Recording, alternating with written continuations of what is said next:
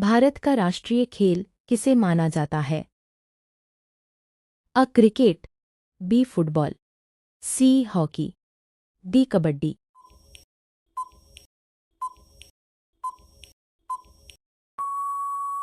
सही उत्तर सी. हॉकी। भारत की सबसे लंबी नदी कौन सी है?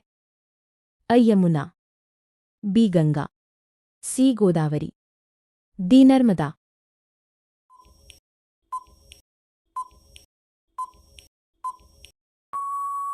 सही उत्तर बी. गंगा। भारत का राष्ट्रीय पशु कौन है? ए. शेर, बी. बाघ, सी. हाथी, डी. चीता। सही उत्तर बी. बाघ। दूसरा, भारत की राजधानी क्या है? ए. मुंबई, बी. कोलकाता, सी. नई दिल्ली, डी. चेन्नई।